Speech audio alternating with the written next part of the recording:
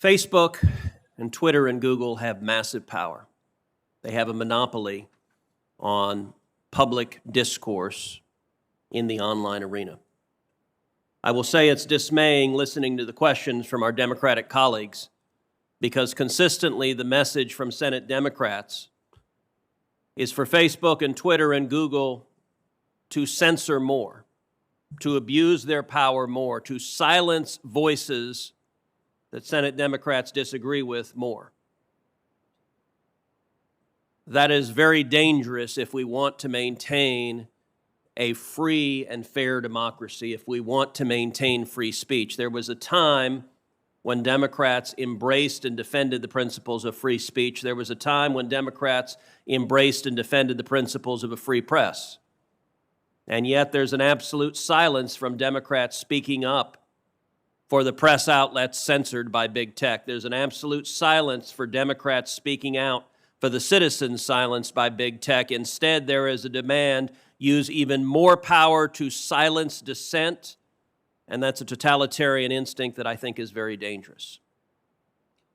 At the same time that big tech exercises massive power, it also enjoys massive corporate welfare through the effect of Section 230, a special immunity from liability that nobody else gets. Congress has given big tech, in effect, a subsidy while they become some of the wealthiest corporations on the face of the planet.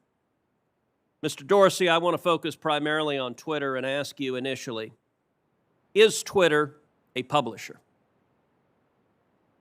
Is Twitter a publisher? Yes. No, we are not. We distribute information.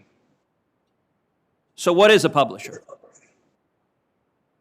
An entity that is publishing under editorial guidelines and decisions.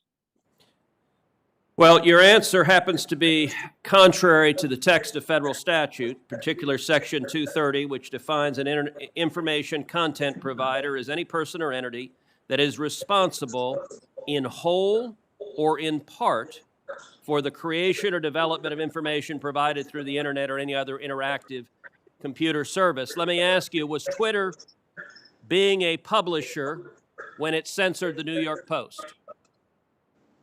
No, we have very clear policies on the conduct we enable on the platform. And if there's a violation, we take an enforcement action, and people choose to commit to those policies and to those terms of service. Except your policies are applied in a partisan and selective manner. You claim it was hacked materials, and yet you didn't block the distribution of the New York Times story that alleged to talk about President Trump's tax returns, even though a federal statute makes it a crime to distribute someone's tax returns without their consent. You didn't block any of that discussion, did you? Our policy was focused on distribution of the actual hacked materials. Did you block the discussion of the president's tax return material?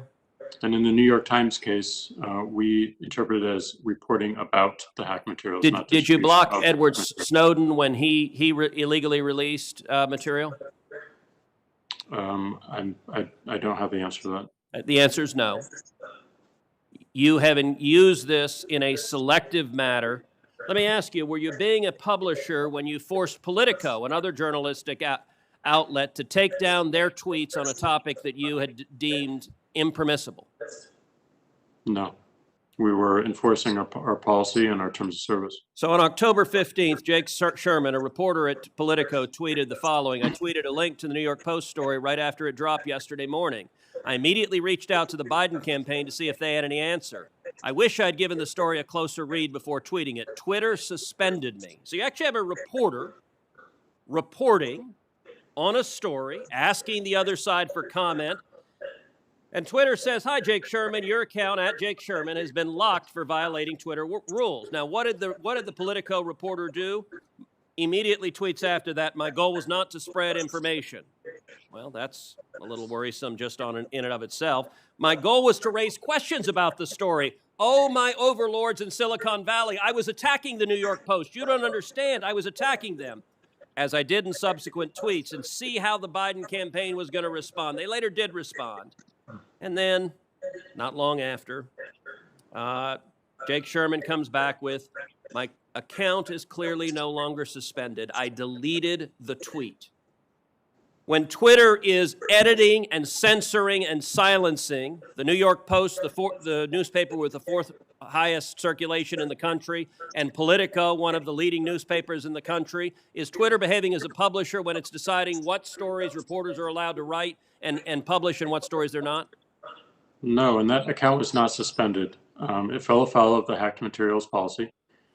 We realized that there was an error in that policy and the enforcement. Hold on, I'm literally looking at the tweet from Twitter that says your account has been locked. You're telling me that this is not an accurate... That's a lock. That's a lock and can be unlocked when you delete the... I understand that you have the star chamber power. Your answer is always, well, once we silence you, we can choose to allow you to speak.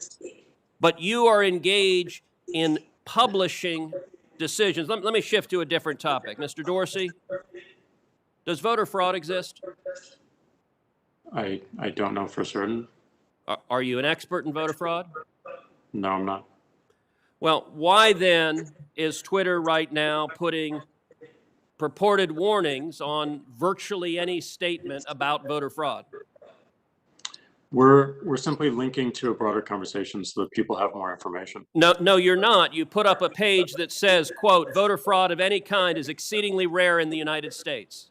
That's not linking to a broader conversation. That's taking a disputed policy position, and you're a publisher when you're doing that. You're entitled to take a policy position, but you don't get to pretend you're not a publisher and get a special benefit under Section 230 as a result.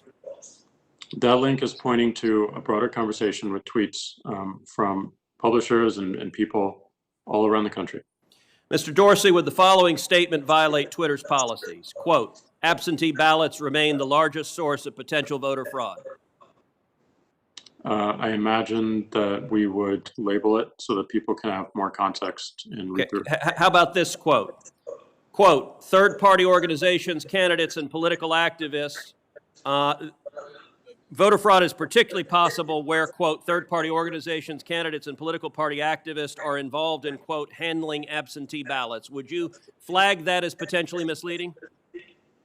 I don't know the specifics of how we might enforce that, but I imagine a lot of these would have a label pointing people to a bigger conversation. Well, you're right. You would label them because you've taken the political position right now that voter fraud doesn't exist. I would note both of those quotes come from the Carter-Baker Commission on Federal Election Reform. That is Democratic President Jimmy Carter and former Secretary of State James Baker. And Twitter's position is essentially voter fraud does not exist. Are you aware that just 2 weeks ago in the state of Texas, a woman was charged with 134 counts of election fraud? Are you aware of that?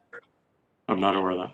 If I tweeted that statement with a link to the indictment, would you put a warning on it that says, well, the Democratic Party position right now is voter fraud doesn't exist? I don't think it's useful to get into hypotheticals, but I don't believe so. You don't believe so? Well, we're going to test that because I'm going to tweet that and we'll see what you put on it. All right. Yesterday, Mr. Dorsey, you and I spent a considerable amount of time on the phone, and you said that you wanted to embrace transparency. So I want to ask you, I have asked Twitter, I've asked Facebook multiple times, how many times have you blocked Republican candidates for office, their tweets or their posts in 2016 and 2018 and 2020?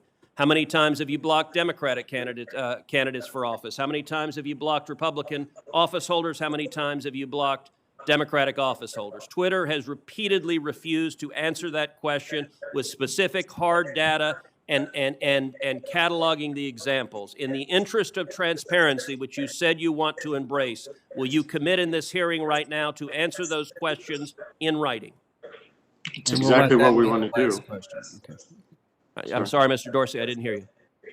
That's exactly what we're pushing for as we think about building upon 230. Is that a yes that you will answer those questions in writing? Transparency, not just of outcomes, but also our process as well. Is that a yes that you will answer those questions in writing? We'll certainly look into it and see what we can do. And actually answer them and not give lawyerly doublespeak about why you're not going to give specifics. Answer them. Will you commit to this committee that you will answer those questions? We're going to work to answering broader transparency around outcomes. All right, that's a no. Mr. Zuckerberg, how about you? Will you commit that Facebook will answer those specific questions, cataloging the number of instances in which Democrats in 16, 18, and 20 have been silenced versus the number of instances in which Republicans have been silenced on Facebook? Senator, I'm not sure if we have that data available, but I will follow up with you or your team. Okay, I'm going to take that as a yes, and I'm going to take Twitter. We'll see if it's a yes or transparency is bogus and we don't intend to provide it.